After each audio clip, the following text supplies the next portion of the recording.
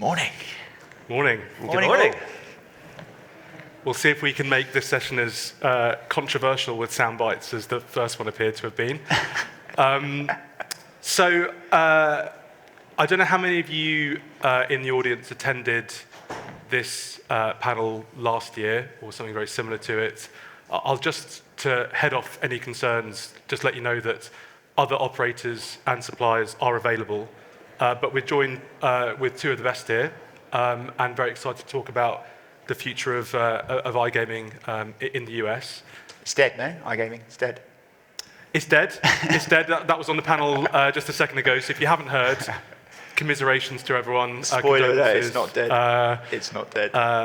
So yeah, I'd like to start with quite a central topic. It's one that we get a lot of investor focus on. I think a lot of people in the industry focus on it. So I'll begin with you, Todd. When we look at live penetration in the US, it's pretty low compared to levels elsewhere, like in Europe and sort of generally globally. So from your position and evolution, why do you think that is? Yeah, it is true. So you look at it and you compare it to Europe, and it is a lot lower.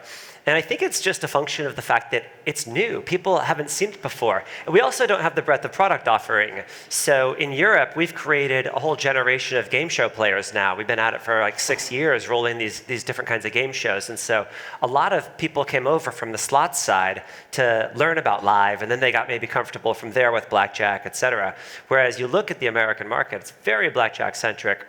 We only just went live recently with Crazy Time, and that's our best game show. We did it in just one state. And so it just takes time. There was an event that went rather viral where one of our dealers started swearing at a streamer, and he was fired within the hour. There was like 18 million views on X. And people were writing in the notes, what is this? Is this a thing? What is this, live streaming and you're gambling online? So it's just an awareness thing. But I don't think there's anything unique about Americans where they somehow don't want to play live casino or something like that.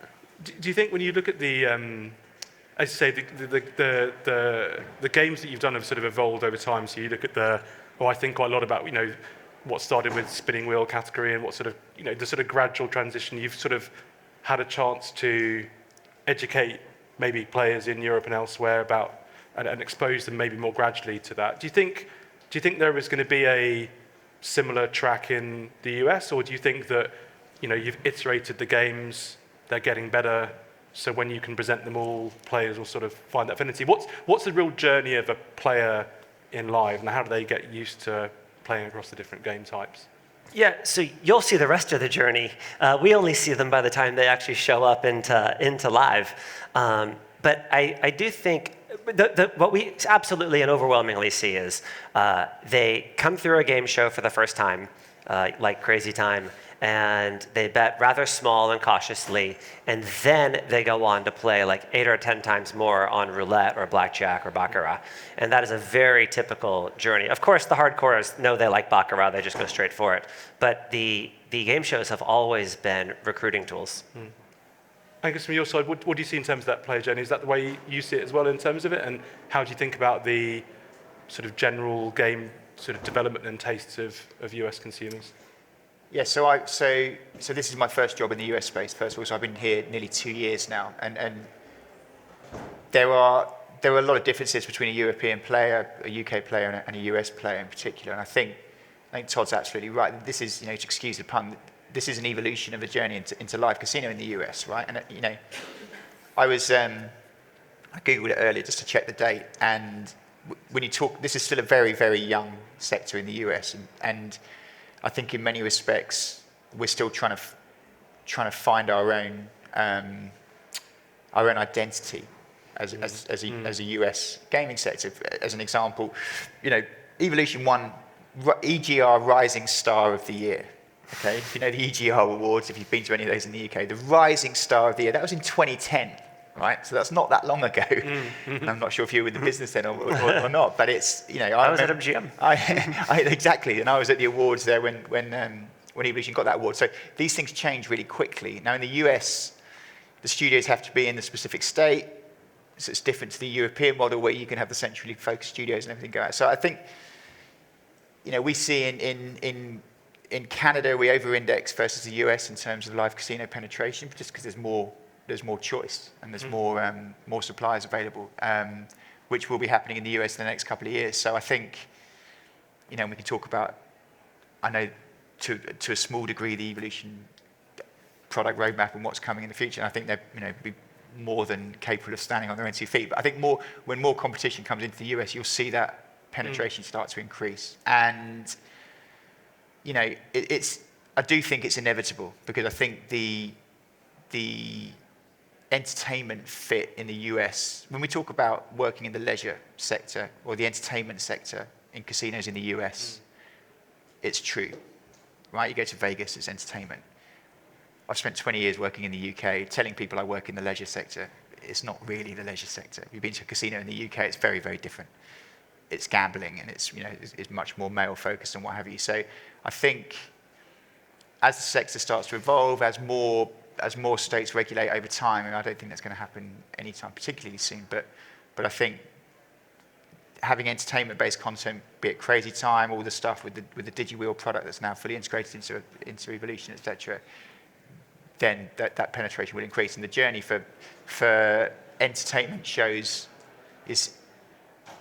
entertainment games and entertainment shows is huge. It's huge for BetMGM. It's what MGM should be the kings of that space in terms of entertainment when you look at Vegas and how well we stand up there. And you've got some background in that area. I remember talking before about some of your transition. Is that sort of a relevant touch point for you when you think about the way that BetMGM might develop games going forward in the US? Definitely. Yeah, so I've been lucky enough to be in this sector for over 20 years now, as I say. When I started, I was working for Gala, which is the bingo business, biggest bingo business in the UK. So when we launched with the Gala product, we weren't allowed to launch Gala Bingo. Our retail colleagues were like, no, you can't do online bingo because we've got that. So that's evolved over time to the fact now where it's a true kind of omni-channel and multi-product vertical. But when we launched the Gala Games product, there were no slots on there. It was all, end-of-peer stuff like we call in the UK, like, sort of shove halfpenny and coin toss and heads or tails and all those kind of games. And that was the kind of game content that was before slots in the UK. And then we had, slots from UK operators, and that was before the IGTs and the Light and Wonders and whatever Scientific Games got involved. So, but we did a deal with X Factor and Britain's Got Talent back in 2006, I think, 2007. And that was the first kind of deal of its type, which was bringing entertainment brands into the gaming space, which just, to me, seemed really obvious. And we were talking just before about, about other game shows and how that resonates with a US player, both from watching it on TV. It's just logical. You go to Vegas, these game shows are everywhere. So, I think it's a space I feel really, really comfortable in, which is great, because I think we're definitely going to see, keep saying the word evolution, but I think we're definitely going to see development, thank you, in that space over the next few years for sure. And I think I'd love to come back in a sec on the crossover. You mentioned Vegas a couple of times. On that, I know we had a meeting with Adam yesterday, and I always reflect that his sort of eyes, he gets a twinkle in his eye when we talk about omni-channel or when we talk about that kind of thing in terms of the opportunity set for maybe for you guys specifically. But just on the play specifically, I'd love to hear your perspective. How much, in reality, do you get to shape the player choice or where the player sort of focuses on, in terms of what you can present to them? And how much is your job as an operator simply to try and let them navigate as quickly as possible? Because there's obviously a dynamic where a player might think they know what they want, but they might actually not. They might not know what's available, to Todd's point, in terms of, you mentioned the reaction on X, not even know it's a thing that exists. So what's your sort of mindset as an operator in terms of shaping versus enabling, if I put it that way, for a player? Again, I'm stealing Todd's words here, because I listened to his podcast recently with Pierre and iGaming, and the player has to come first. Okay, we have to listen to the player and what they want. And I think our job at BetMGM is to present the content in a way And this needs to evolve as well with personalization and what have you. But we can just present the content that's there. And I think the omni-channel advantage is,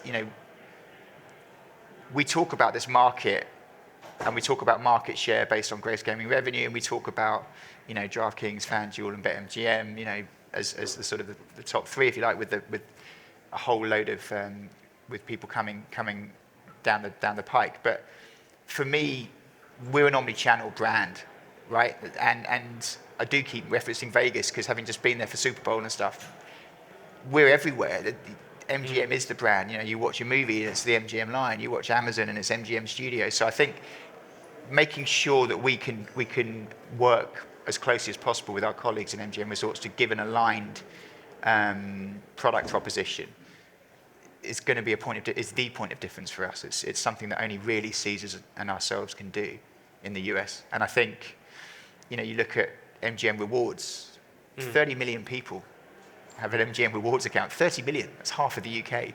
The deal that we've just done with Marriott Bonvoy, it's like another 150 million people or something. So loyalty becomes a really key mechanic in terms of how we deliver a proposition. And then I think from a product point of view,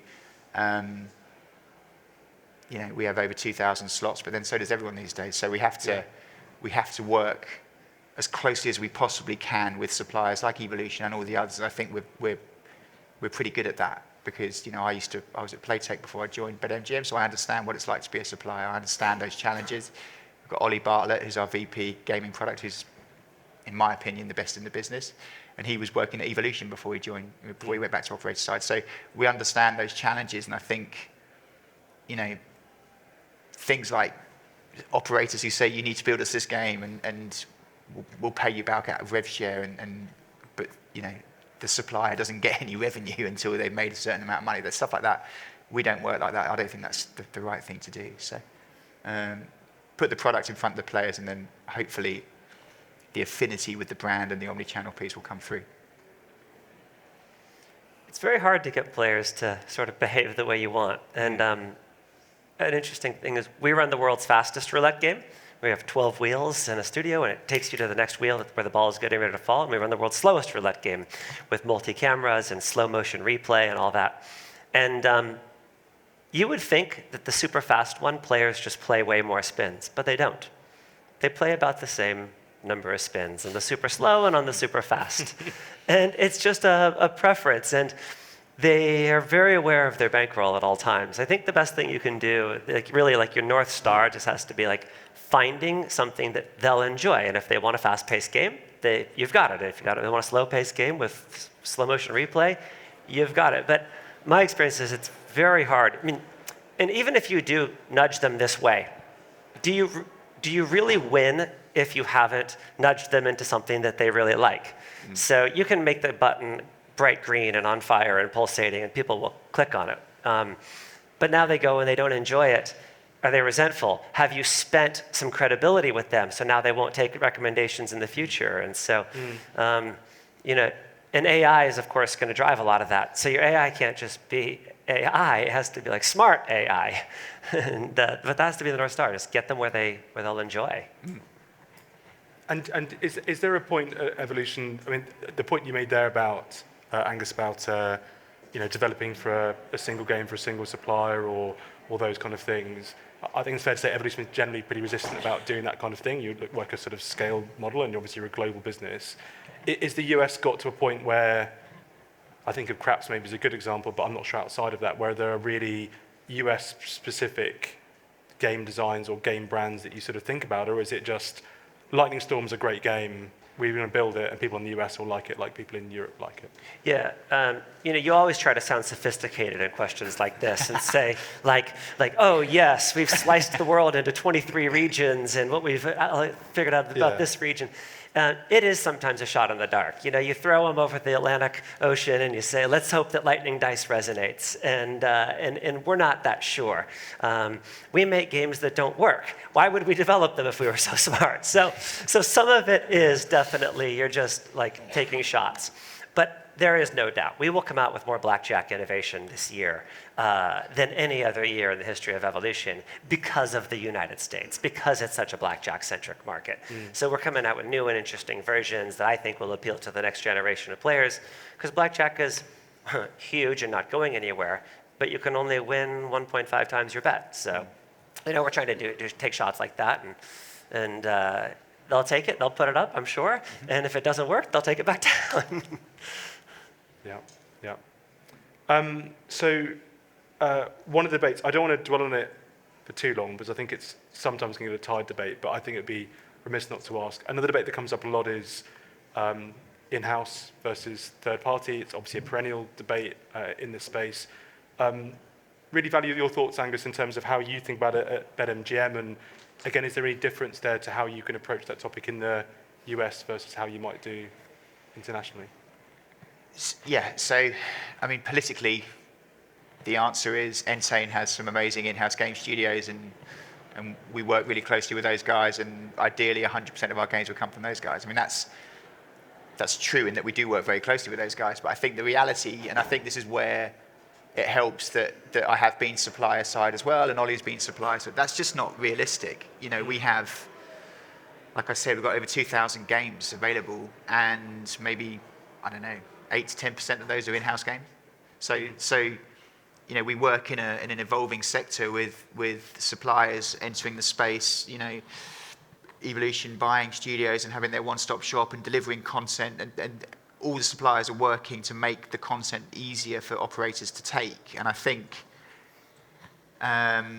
it's a balance, and it's something we talk about. I don't know whether my colleagues from the finance guys at BetMGM are in here, but we talk about it a lot, saying, come on, if every 1% that you can drive of in-house studio content is worth X amount of EBITDA, and I totally understand that. But the reality is we're in a competitive space, and if we deliver just in-house games, then to Todd's point, players drive this. Players make the decisions, and 100% of in-house revenue, which is 10% of the total that we could get when we have third-party games, that's not good maths. Yeah. So, we continue to work very, very closely with Entain and all of our studios within Entain, and they are making great strides this year, and they have made great strides over the last 12 months. So I think you're going to see a lot more in-house stuff come from the Entain studios. But absolutely, Ollie's mandate is to be the best, to have the best relationships with the suppliers, the best relationships that we possibly can get, and therefore manage those relationships as well. And they're changing the way they work as well. So Light & Wonder doing less exclusive games, IGT, or Light & Wonder doing big exclusives with FanDuel in terms of the Wonka brand. But there's so that it is changing a bit. But I think we'll continue to try and spin both those plates and get the best content for the players, and just to make sure that if we could have kept Buffalo as an exclusive for as long as possible, then fantastic. But economics says that Aristocrat want that game out with all the other operators, and that's fine. So we have to be cognizant of the way suppliers work as well. I mean, Buffalo's a great example. There obviously are huge land-based titles that really resonate with players, but equally, as you said, that some of these players in the States haven't had access to regulated iGaming for barely a sort of year or two. So is there a sort of established pantheon of games that are just very clearly at the top, or does it look differently in the US than it does in other markets? So what I've found to be different in the US is that in the UK you have a very long tail. So you have maybe, if you're not in the top 50 games, then there's not a huge amount of revenue to be had. So when you come to presentation of the products, really as a supplier, if you're not in the top 50, then forget it. Whereas in the US, there's a much shorter tail, or longer. I can't remember which way around I'm trying to say it. But basically, even if you're a top 300 performer on BetMGM as a slot, then you're still making some good money. So maybe that's because it's younger as a sector, but players are much more promiscuous is not a great word, but you know what I mean. They're much more prepared to try new content, But by the same token, if you're, and I think Crazy Time's a prime example of that, right? Because US players don't know that. They don't know that other than and unless you know the European gaming space, which they don't. But it's landed because it's quality. So, but then every game supplier would tell you about the surefire hit that didn't land. So, I think you've got more of a chance if it's from an IGT or an Every or Light and Wonder or a known game on the floor, and it gives us more of an omni-channel opportunity in how we promote those games and stuff. But yeah, I mean that's the main difference, I think. But really, still the big titles land. Interesting. And Crazy Time is a good example. You said it's in one state so far. So again, is that something that you find can be adopted quickly, or is there sort of an ecosystem of live that needs to be around it for people even to find the live section, to find Crazy Time? But sort of how should we think about the way games like that can take hold? Is it a slow and gradual grind, or is it sort of... You mean player adaptation of it? Yeah. Yeah, it comes out, and right out of the gate, there was a huge burst of people that kind of showed up to play. And my favorite metric is rounds per player. So it's the one thing you can't fake. You can have a high roller come in and spend a lot of money, and that can create a little sugar high. But you can't fake people playing many, many, many rounds. And it gets a lot of rounds. And so that is very comforting. And so its ability to hold players once it gets them is really high. The challenge with it is it's just a massive, expensive build, and you've got to put them in every single state, and we are going to. You talked about supplier or operators making their own games, and grocery stores have their own brands, and they control the shelf space. It's probably pretty healthy, and you got to pick your spots. You don't want to probably take on Coca-Cola, but having your own water or something like that is a really good idea, or having your own homemade blackjacks is probably pretty healthy. Live casino is not one that you want to take on yourself, even if you're pretty big, in my opinion. It's such a brutally expensive and challenging business that one I think will probably be almost forever not taken on by operators. Yeah. It's been done. I want to broaden it a little bit in terms of omnichannel. I guess DigiWheel is technically omnichannel, but really it's not the thrust of evolution. But just to dwell a little bit more, Angus, on the sort of Vegas comment you made, do you think that's you mentioned loyalty a few times there, being a driver. Is it also on the product side that stuff you get in land-based connects to online, or the games you find there? Is that a thing? Because I think one of the things that was being looked at was Evolution rolling out Lightning Roulette in casinos too, to help people see it on the floor. So how should we think about that dynamic, not just from a sort of loyalty and acquisition and reactivation potential, but from a product point of view as well? Well, the best example is dual play roulette, right? Which we built in conjunction with Evolution. It's live in the Borgata, so it's Atlantic City. It's not Vegas, but it's in Atlantic City, and it's a top performing game on the floor, and it's a top performing game on digital. It's in our top 3 roulette games. So I think that's the precedent, right? And we want to do dual play Lightning Roulette, very keen to do that. And I think, the DigiWheel product lends itself to, we have a partnership with Wheel of Fortune, as an example, Wheel of Fortune Casino. So it doesn't take a genius to see how you could align a DigiWheel product with a Wheel of Fortune concept. So that type of gaming content is resonating really well with us. I think the stuff that's coming out of other suppliers, like Inspired with the green screen stuff, and their hybrid product, again, is interesting. It's a route to market which maybe isn't quite as all-encompassing as the Evolution route, but it's potentially a cheaper route to market and gives you some kind of omni-channel feel. So I think that kind of goes back to the original point, which is kind of contrary to why the live casino space is under-indexing versus the UK and Europe, because a US casino is a far more entertaining place to be than a UK casino. Fact.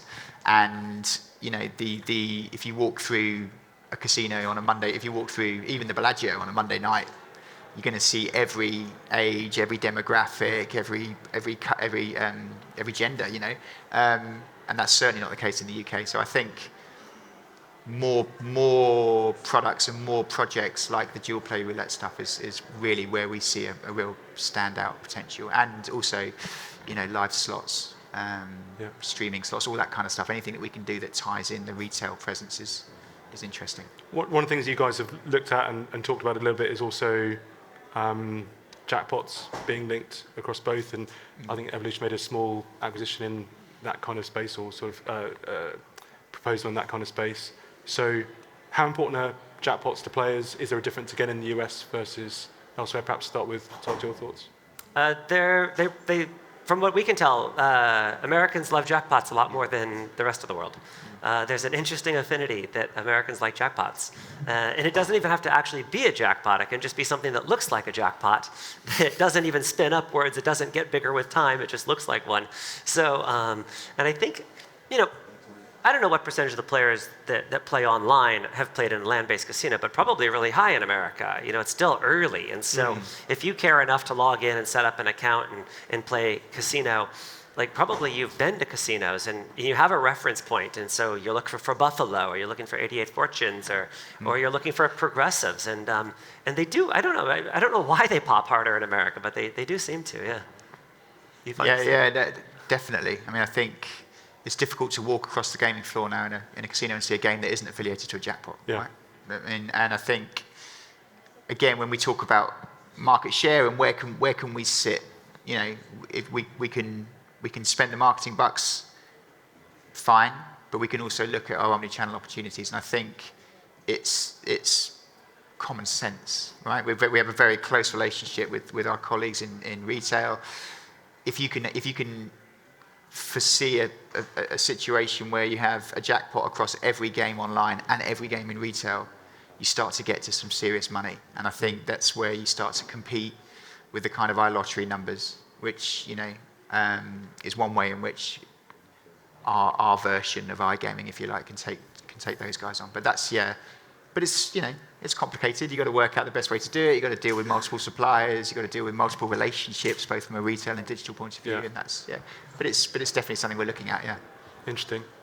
I want to spend the last sort of few minutes, we've got slightly broadening topic. We were having a good discussion on sweepstakes before we came on, Todd, but not necessarily that particularly, but one of the things that often comes up in these discussions on iGaming is quite a sort of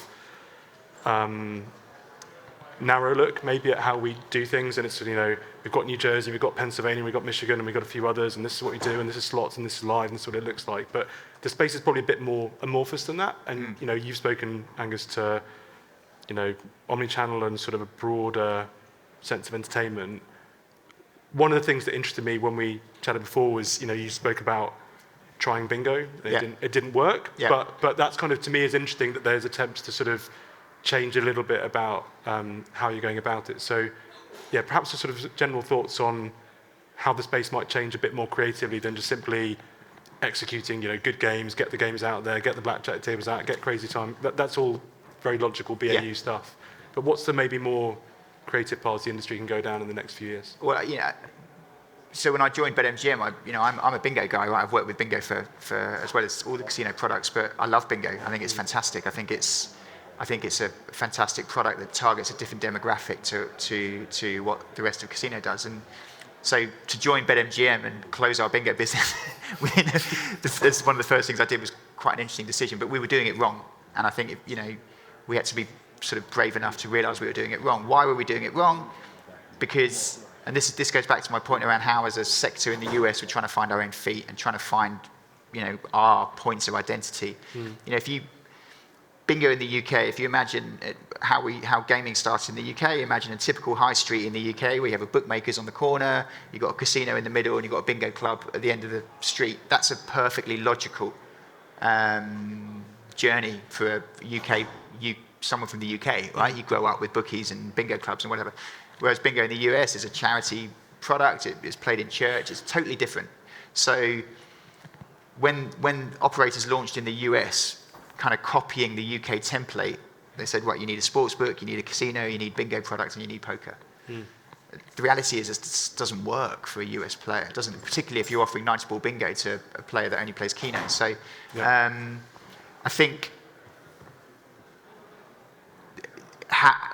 what we look at now, and you're absolutely right, there's a cadence around sensible operating practices with game suppliers and how we position that content and, you know, what comes next in the world of traditional casino gaming. But I think certainly over the next couple of years, there's going to be a real focus on how do we kind of expand the demographic to target what a typical bingo player would be in the UK, which would be, you know, slightly older, sort of 35 to 55, female, and what have you.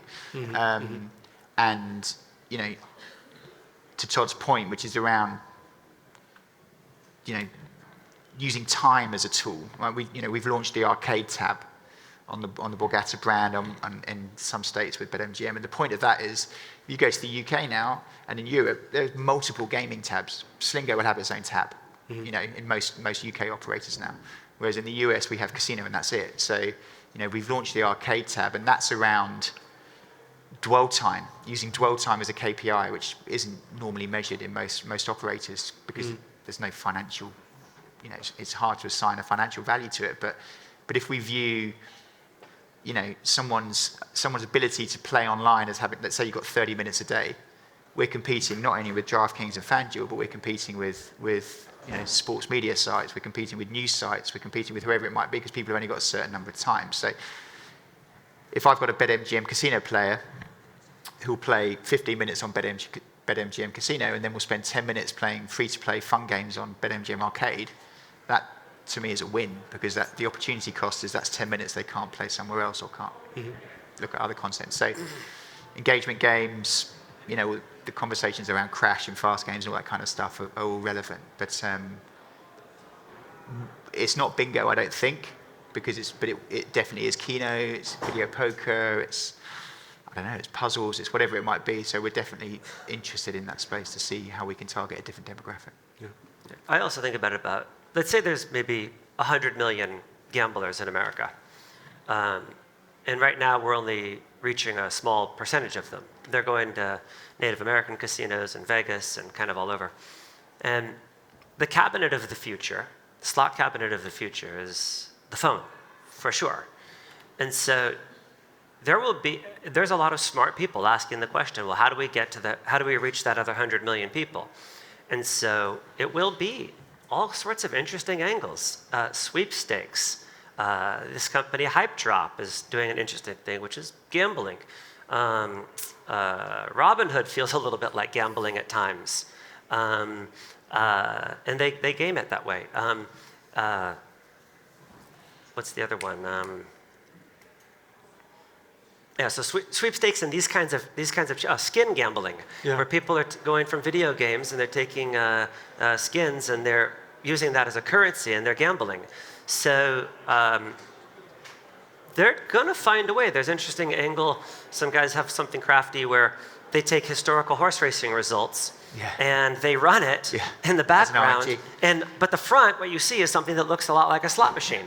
Yeah. And so, and horse racing is approved in lots of states, lots more than what we think of as casino. And so they're going to go and reach. There's a lot of capital and smart people trying to think about how are they going to reach that whole group. And we could be surprised. You have to be respectful of the other channels that can run much faster than the core channels. Yeah, that's a really interesting point to end on. Certainly, that's something I think we'll bring up in the regulatory panel later. The next panel is, Stephen, it's actually on lottery. It's not correct on the screens outside, but it is, hopefully people have got the brief. So Stephen will be up here shortly, but for the meantime, we please thank both Todd and Angus for today.